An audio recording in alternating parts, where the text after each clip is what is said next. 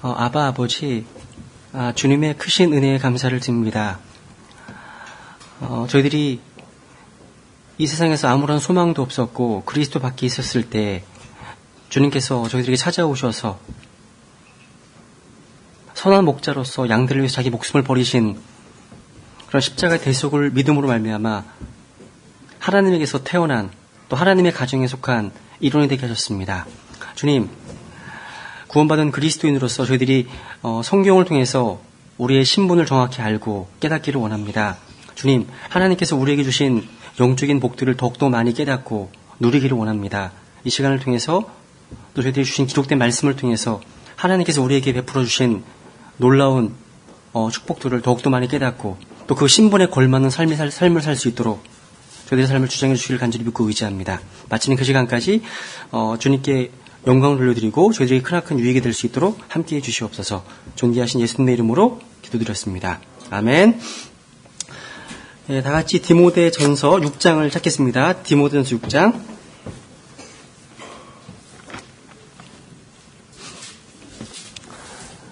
구원받은 우리 그리스도인이 자신이요 누구인지 알면 우리가 어떻게 행동해야 하는지에 대해서 도움을 많이 받을 수가 있습니다. 우리의 신분, 우리의 정체성을 아는 것이 참 중요하죠? 그죠? 그러니까 우리가 왕으로 부름받았는데 거지처럼 살면 안 되겠죠? 그죠? 근데 그 신분을 알게 되면 왕답게 살게 되겠죠? 우리 지난 시간에 우리 하나님의 아들이라고 하는 이름에 대해서 공부했습니다. 그러다가 이제 말았는데 오늘 이제 마무리를 짓는데 우선 디모데전서 6장 17절 보시면 이 흥미로운 단어가 하나 나옵니다. 디모데전서 6장 17절.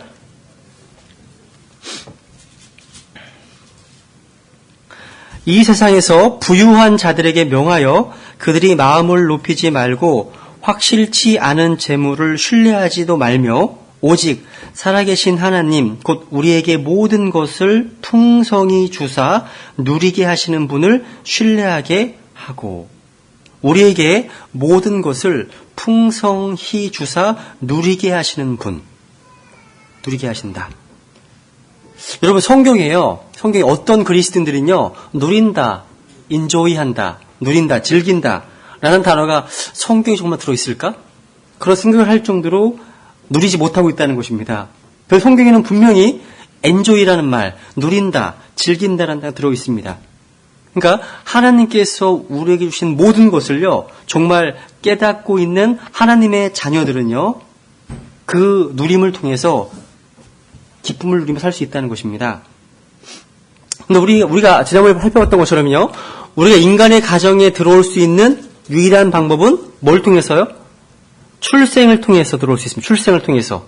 그죠? 마찬가지로요. 성경에 보시면 에베소서 2장 19절에 보시면 하나님의 집안에 속한 자들 또 갈라디아서 6장에 10절에 보시면 믿음의 집안 사람들 이런 말씀 나옵니다.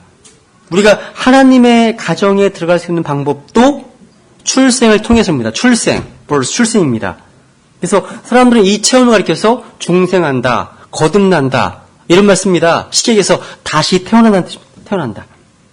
우리가 예수 그리스도를 자신의 구주요 주님으로 영접하게 되면 하나님의 아들들이 되죠. 그러면 하나님에게서 태어나게 됩니다. 그러면 하나님의 가정의 일원이 되는 것이에요. 그러니까 우리가 하나님의 씨앗인 말씀을 통해서 성령님으로부터 다시 태어나게 된 하나님의 아들이 되었다는 것. 이게 얼마나 큰 축복입니까? 그렇다면요, 하나님께서는요, 그 자녀들이 어떠한 축복을 누리기를 원하실까요?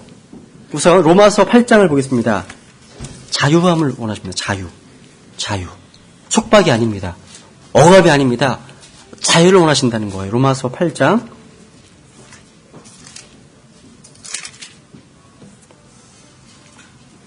로마서 8장 12절.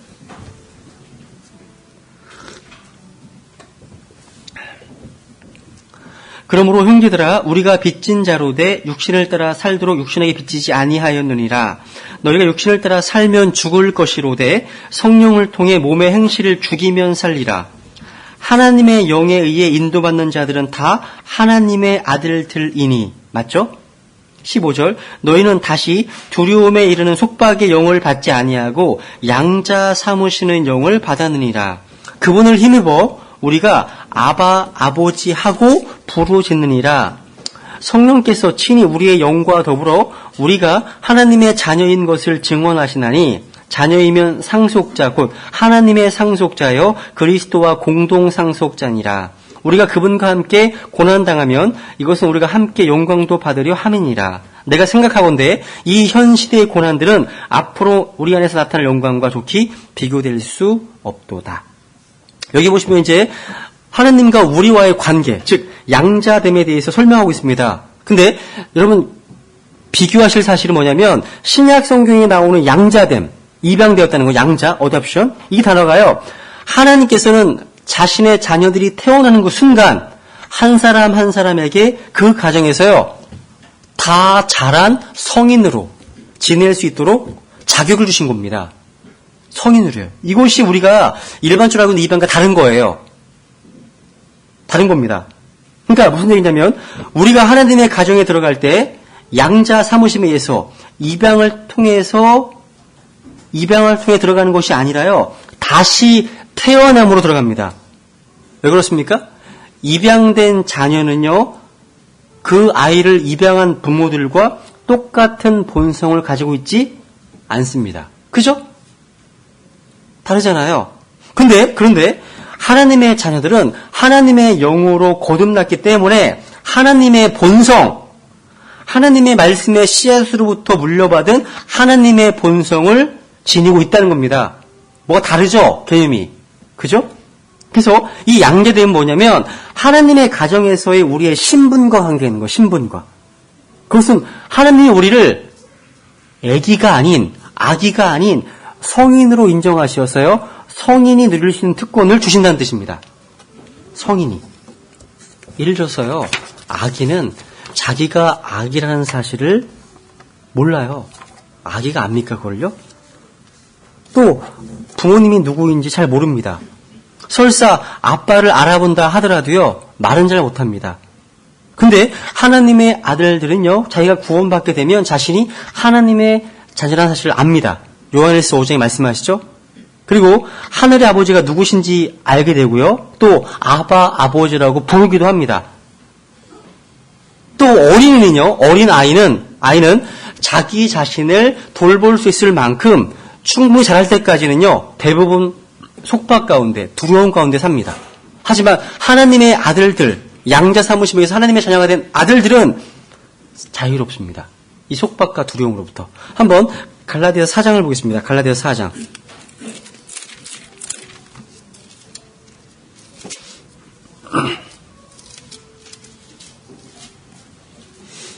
갈라디아서 4장 1절 보시면 이제 내가 말하노니 상속자가 모든 것의 주인이나 아이일 때에는 전혀 종과 다르지 아니하고 아버지가 정한 때까지 가정교사들과 감독하는 자들 밑에 있느니라. 이와 같이 우리도 아이였을 때 세상의 초동 원리 밑에서 종로로 타였느니라. 6절에 보시면 너희가 아들이므로 하나님께서 자신의 아들의 영을 너희 마음속에 보내사 아바 아버지 하고 부르짖게 하셨느니라. 그러므로 네가 더 이상 종이 아니요 아들이니 아들이면 그리스도를 통한 하나님의 상속자니라. 여러분 그렇다면 하나님께서 우리를 입양하셨습니다. 양자 삼으셨습니다. 왜? 우리로 하여금 가정에서 성인으로 행세할 수 있게끔 하셨을까요? 이유가 뭘까요? 그것은 바로 하나님의 보물창고에 있는 하나님의 자원들을요 마음껏 끌어다 쓰기를 원하신다는 거예요. 그래서 좀 자유를 누리기 원하신다는 것이죠. 요한복음 8장에 보시면요. 요한복음 8장 31절. 이게 굉장한 큰 축복입니다, 여러분. 우리를 성인으로 대하신다는 건 사실, 양자라는 사실을 요한복음 8장에 보시면 31절 보시면 이에 예수님께서 자기를 믿은 유대인들에게 이르시되 너희가 내 말에 거하면 참으로 내 제자가 되고 또 너희가 진리를 알지니 진리가 너희를 자유롭게 하리라 하시니 그들이 그분께 응답하되 우리는 아브라함의 씨로서 결코 남의 종이 된 적이 없거늘 네가 어찌하여 너희가 자유롭게 되리라 하느냐 하매 예수님께서 그들에게 대답하시되 진실로 진실로 내가 너희에게 이르노니 누구든지 죄를 짓는 자는 죄의 종이니라. 종은 영원히 집에 거하지 못하되 아들은 항상 거하나니 그러므로 아들이 너희를 자유롭게 하면 너희가 참으로 자유롭게 되리라. 여기 보시면 종과 자유가 나오죠. 종과 자유. 여러분 자유를 누리고 계십니까? 자유? 우리는요 하나님과 동행합니다. 그리고 하나님의 왕자로 나아가서요 필요한 은혜를 구할 수 있는 자유를 갖고 있습니다. 이게 특권입니다. 아들은요 아들이기 때문에 하나님의 방으로 직접 들어갈 수 있습니다. 직접. 무슨 얘기냐면 대통령의 아들은 대통령이 일하는 집무실에 그냥 빵 들어갈 수 있습니다. 아들이기 때문에. 그거에 똑같습니다. 우리 똑같은. 그러니까 우리도 하나님의 말씀을 통해서 또 하나님의 영, 성령님을 통해서 이런 자유를 누릴 수 있는 자유가 있다는 거예요. 방종은 아니겠죠? 여러분 성경에 보시면요. 하나님께서 우리를 구원하신 이유가 방종케 하시기 위해서 구원하신 것이 아닙니다. 자유케 하시기 위해서 구원하신 거예요. 어떤 자유일까요? 하나님의 말씀에 순종할 자유입니다. 내 마음대로 살 자유가 아니에요. 한번 예레미야 7장을 볼까요? 예레미야 7장. 여기 흥미로운 말씀이 하나 있는데요. 이게 혹시 율법 폐기주의에 대한 율법 폐기주의. 그러니까 구원받았으면 이제 내 마음대로 살아도 돼. 이런 사람들에게 주시는 말씀일 수도 있다는 말씀이 생각이 들더라고요. 이 말씀 보면서 예레미야 7장에 보시면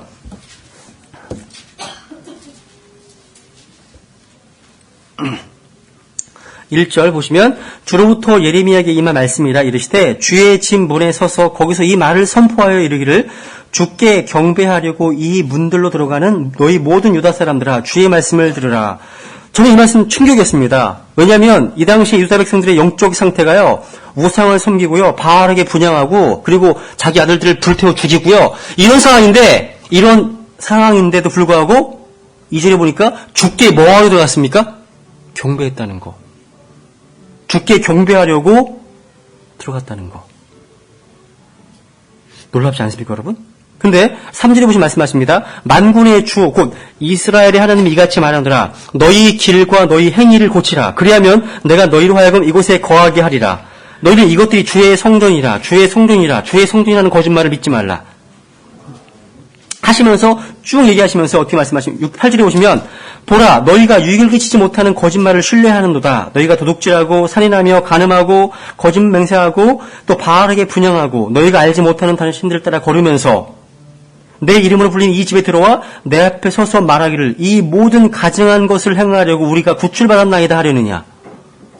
야, 그러니까 구원받은 곳이요. 이러한 죄악들을 지을 수 있는 면허증으로 그런 자유함으로 이건 자유가 아니죠. 그죠? 그래서 예레미야에 있는 이스라엘 백성의 영적 상태가 하나님의 심판을 직면한 상태였다는 거죠. 심판 앞에 있던 상태. 근데 우리가 구원받고 하나님의 가정에서 하나님의 아들들이 되고 나서 성장해야 합니다. 그죠? 성장해야 되겠죠? 이 성장이요. 율법에 매여서 노예처럼 하는 것이 아니라 자유롭고 은혜스러운 가정의 분위기 속에서 살 수 있다는 거예요. 이게요. 이런 것들을 우리에게 주시기 원하신다는 것이죠. 두 번째로요. 또 우리가 성장하려면 하나님의 아들 성장하려면 음식을 먹어야 되겠죠. 하나님은 우리에게 영의 양식을 위해서 자신의 말씀을 공급해 주셨습니다. 그죠? 예레미야 15장 16절에 보시면 내가 주의 말씀들을 발견하고 그것들을 먹음에 주의 말씀이 내게 기쁨과 마음의 즐거움이 되었사오니 오 주 만군의 하나님이여 나는 주의 이름으로 불리나이다. 욥도 마찬가지입니다. 내가 그분의 입술의 명령에 돌이키지 아니하고 내게 필요한 음식보다 그분의 입의 말씀들을 더 귀히 여겼도다. 말씀하십니다. 하나님의 말씀은 빵입니다. 하나님의 말씀은 젖입니다. 또 고기입니다. 단단한 음식도 있습니다. 또 달콤한 꿀이기도 합니다. 근데 중요한 사실은 우리가 하나님의 말씀을 읽고 묵상할 때 그 진리가 우리 속에서 소화가 돼서 우리에게 힘을 줍니다. 하나만 찾아보겠습니다. 여호수아 1장을 보겠습니다. 여호수아 1장.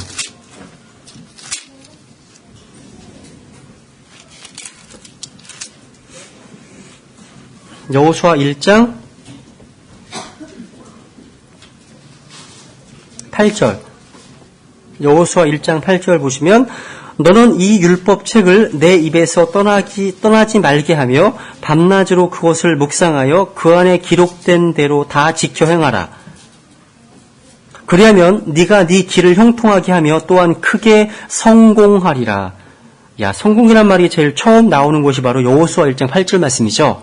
성공은 바로 하나님 말씀과 연관되어 있다는 거. 9절. 내가 네게 명령하지 아니하였느냐.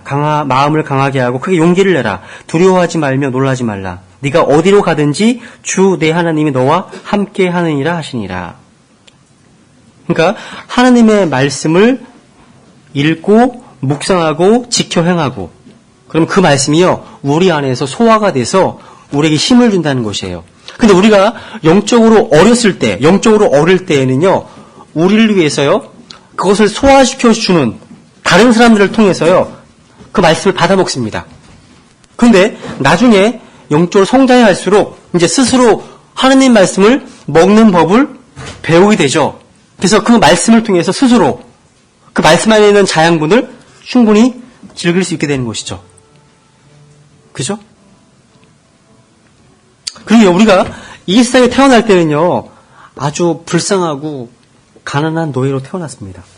근데 두 번째 태어났을 때에는, 거듭났을 때는요, 영적인 백만장자, 부잣집 자녀로 태어난 겁니다. 그거 아시죠? 그죠? 아브라함의 두 아들 아시잖아요. 이삭과 이스마엘. 똑같습니다. 이스마엘은 종이었죠? 이삭은 상속자였습니다. 근데 우리가 아까 양자 사무심을 통해 배웠던 것처럼요, 우리가 그냥 어린아기 취급받는다면요, 절대 그 하나님의 재산을 상속받을 수가 없습니다.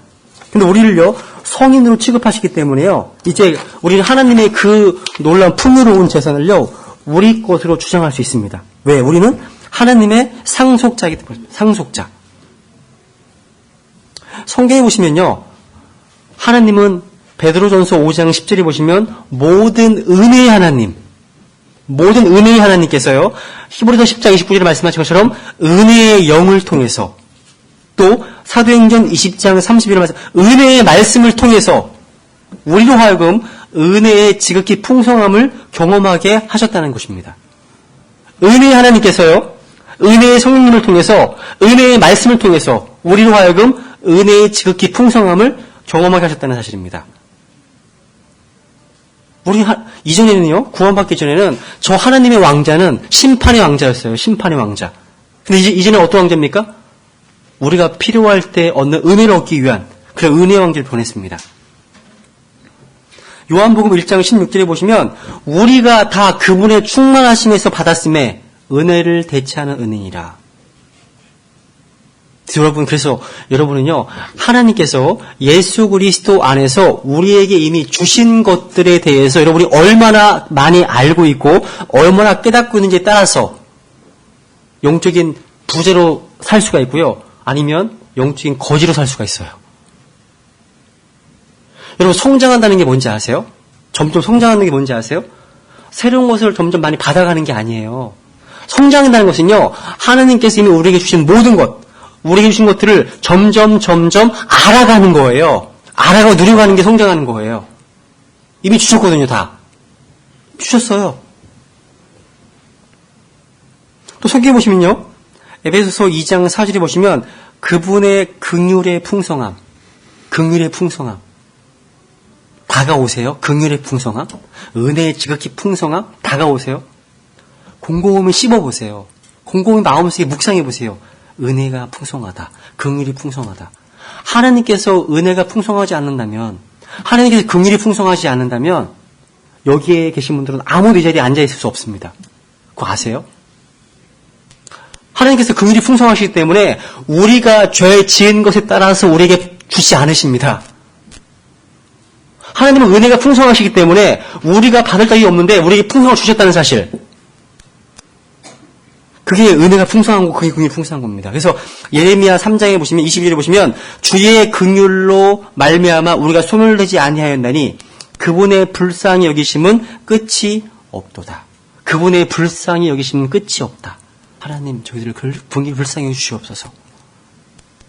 끝이 없습니다. 그리고요, 하나님의 아들들은요, 매일매일의 삶 속에서 하나님의 선하심과 하나님의 긍휼하심을 체험합니다. 체험합니다. 여러분이 그걸 인식하든 인식하지 못하는 거 아니에요. 체험하게 되어 있습니다. 하나 찾아보겠습니다. 빌립보서 4장. 다윗이 고백했잖아요. 내 평생의 선하심과 긍휼이 정녕 나를 따르리니 내가 주의 집에 영원히 거한다. 이렇게 말씀하잖아요. 고백하잖아요. 근데 빌립보서 4장에 보시면 하나님의 그 풍요로움을 우리 것으로 주장할 수 있습니다.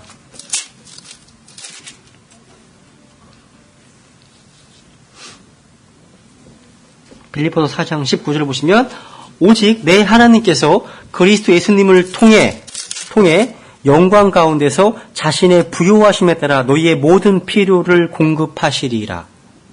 자신의 부요하심에 따라서 하나님은 부요하신 분이시죠? 그죠? 우리의 필요를 공급하시겠다 약속하셨습니다. 하나님은요, 우리가 어떠한 결정을 내려야 할 때도요, 하나님의 지혜의 풍성함을 또 우리가 활용할 수 있습니다. 하나님의 지혜의 풍성함 아세요? 지혜의 풍성함? 바울이 고백하잖아요. 오 깊도다 하나님의 지혜와 지식의 부요함이요. 지혜의 부요함, 지식의 부요함. 야고보서 1장에 보시면 너희 중에 어떤 사람이 지혜가 부족하거든 모든 사람에게 너그러워 주시고 꾸짖지 아니하시는 하나님께 구하라. 그리하면 그것을 그에게 주시리라. 약속이잖아요. 그죠? 이 약속의 말씀을 붙잡고 기도하시는 거예요. 저에게 지혜를 주십시오. 하나님 약속하시지 않으셨습니까? 지혜 주십시오. 저 지금 결정해야 될 많은 사람들이 있습니다. 지혜 주십시오. 기도하는 거예요.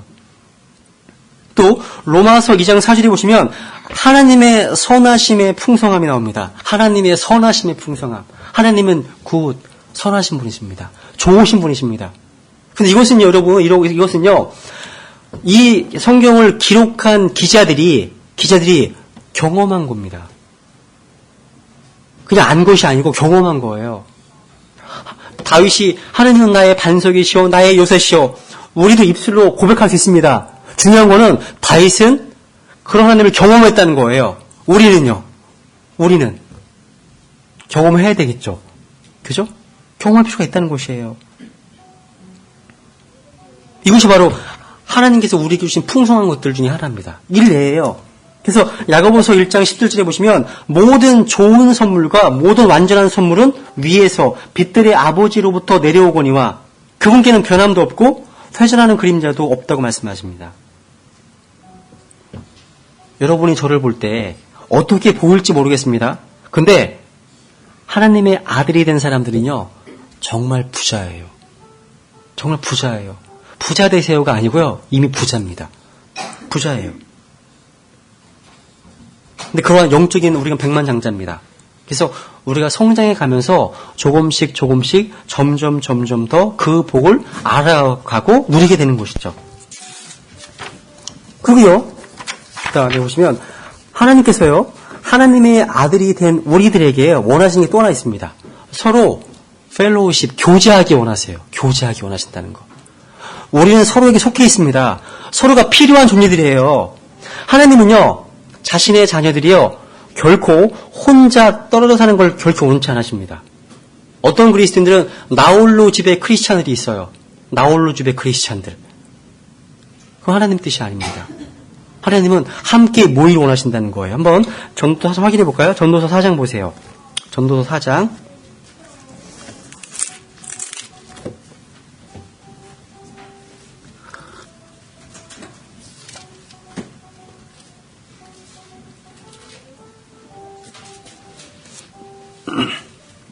전도서 4장 9절.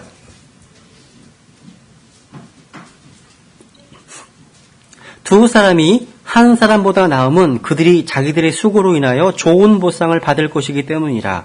혹시 그들이 넘어지면 한 사람이 자기 동료를 일으켜 세우려니와 홀로 있는 자는 넘어질 때 화가 있으리니 그를 도와서 일으킬 자가 그에게 없도다. 두 사람이 함께 누우면 그들이 따뜻하게 되거니와 사람이 홀로 있으면 어찌 따뜻하랴.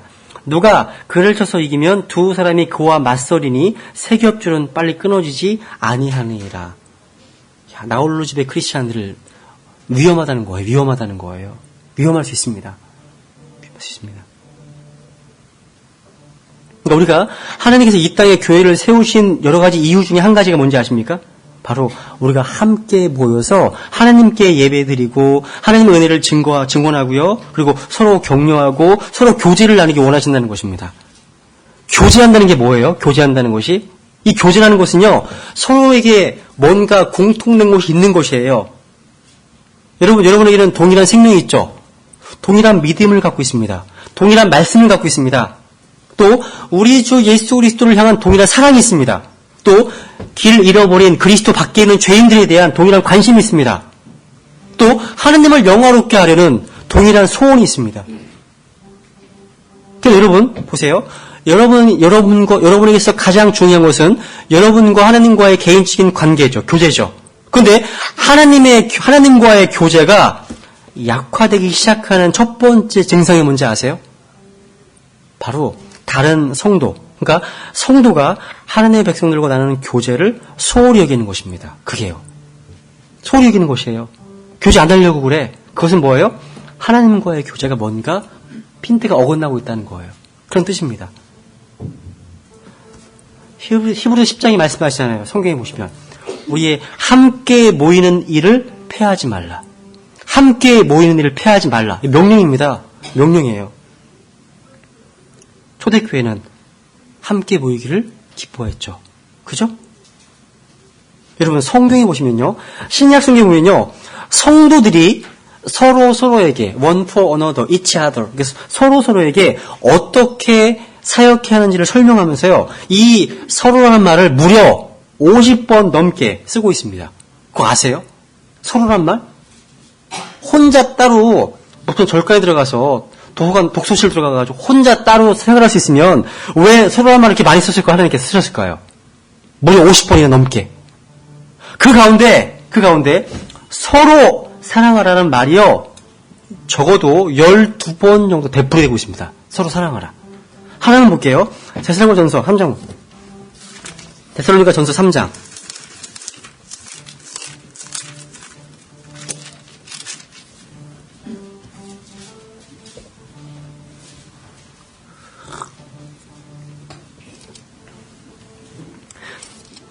데살로니가전서 3장 12절을 보시면 왜 데살로니가 교회가 칭찬받았습니까?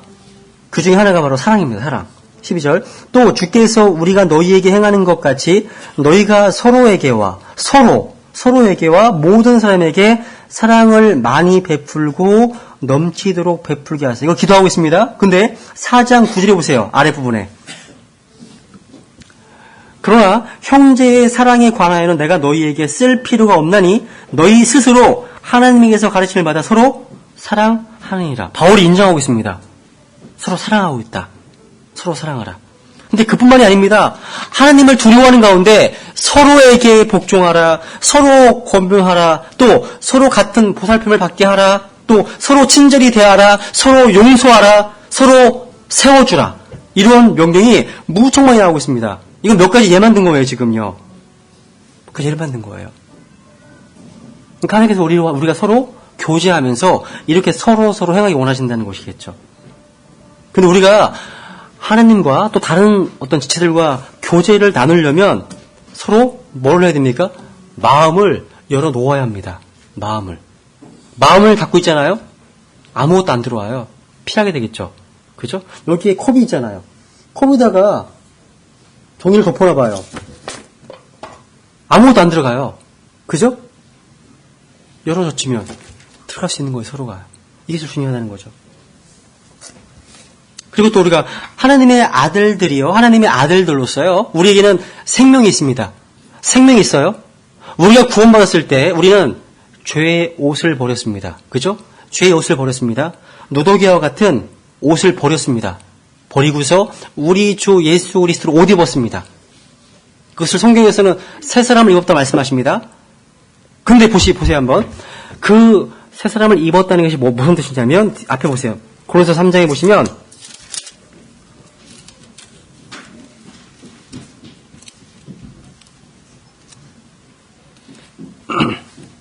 9절, 골로새 3장 9절. 서로 거짓말하지 말라. 너희는 옛사람과 그의 행위를 벗어버리고 새 사람을 입었나니 이 새 사람은 그를 창조하시는 분의 형상을 따라 지식에서 새로워진 자니라. 12절 보세요. 12절. 그러므로 너희는 하나님께서 선택하신 자요 거룩하고 사랑받는 자로서 긍휼히 여기는 심정과 친절과 겸손한 마음과 온유함과 오래 참음으로 뭐라고요? 옷 입고. 그러니까 하나님의 아들들이 입어야 될 옷이 나오죠. 옷이 나옵니다. 마치 이것은요. 요한복음 11장에 보시면 예수님께서 나사로의 수의를 벗기라고 명령하셨던 것처럼요. 우리도 마찬가지예요. 근데 나사로는 살아났죠. 그 안에 생명이 있었습니다. 근데 우리도 마찬가지예요. 우리한테 뭐가 있습니까? 하나님의 생명이 있습니다. 근데 이 생명이 있다는 사실을 드러내 보이려면 과거에 노드 같은 옷을 입어서는 안 된다는 것이죠. 그렇다면요. 우리가 살아있다는 사실을 누구도 보지 못할 거라는 사실이죠. 그러니까 무슨 얘기예요? 우리의 신분에 걸맞는 삶을 살지 못하면 누가 우리의 신분을 알아볼 수 있겠습니까? 그런 뜻이에요.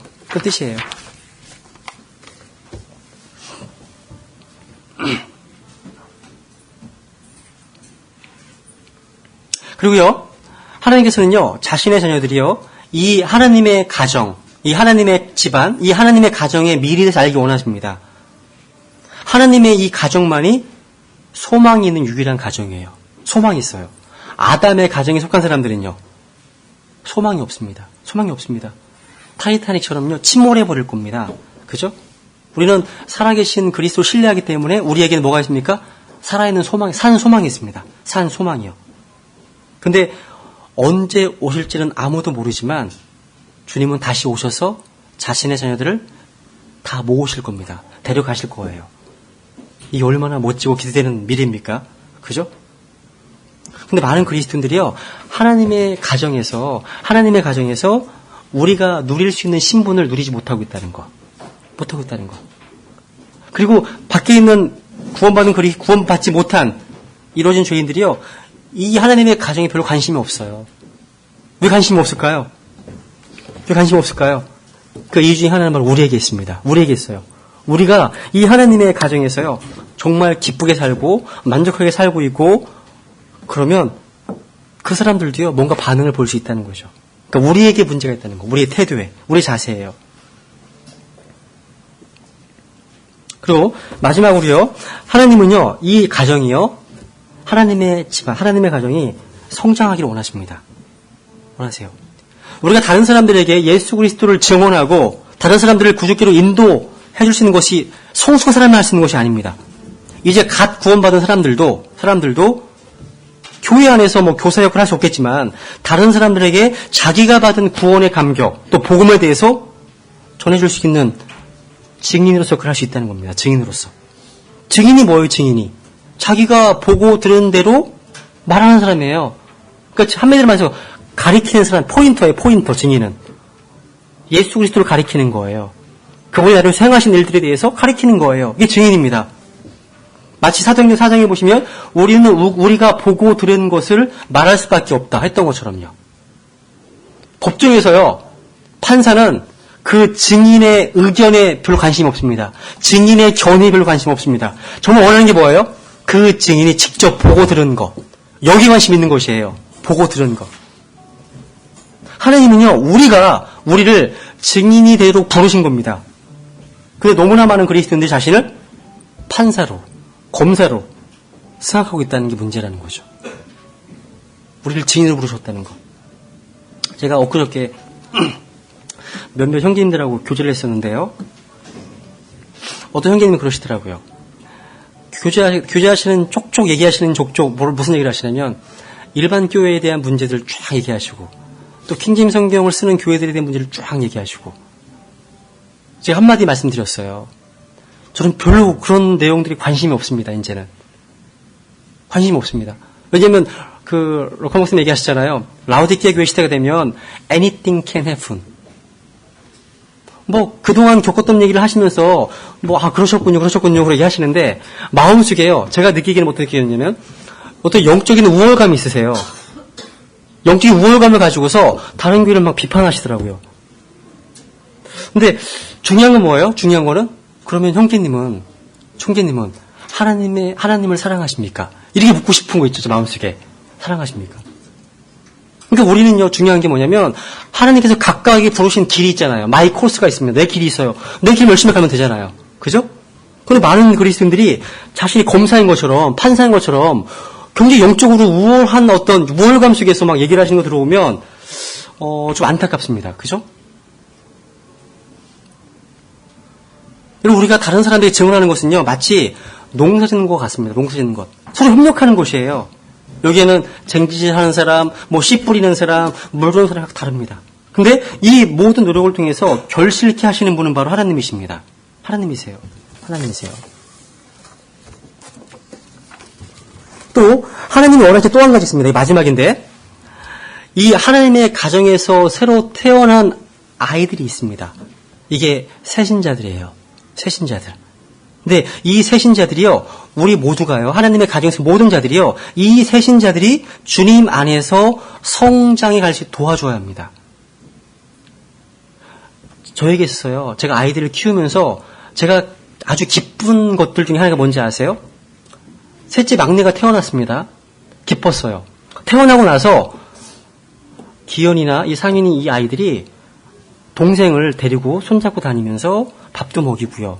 씻겨주고요. 기저귀 갈아주고요. 이런 것들을 볼 때 제가 얼마나 기쁜지 몰라요. 재밌는 이야기 해주고, 이야기는 좀 엉성하지만 재밌는 이야기도 해주고. 아, 하나님도 마찬가지시겠구나. 새로 구원받은 집에 들어왔을 때 서로 관심 갖고 자기가 구원받은 이야기도 해주고, 좀 어정쩡할 수도 있지만 이야기도 해주고, 말씀으로 씻겨주기도 하고, 또 자기가 받은 설교 통해서 받은 자기가 받은 은혜들을요 저수로 주기도 하고, 이런 것들 하시면 하나님께서 얼마나 기뻐하실까. 그래서 하나님의 가정이 필요한 것이 아닐까. 이것은 한 사람만이 하는 것이 아닙니다. 같이 하는 것이에요.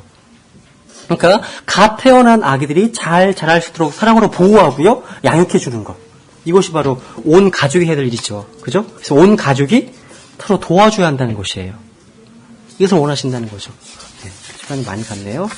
네, 여기까지 하겠습니다.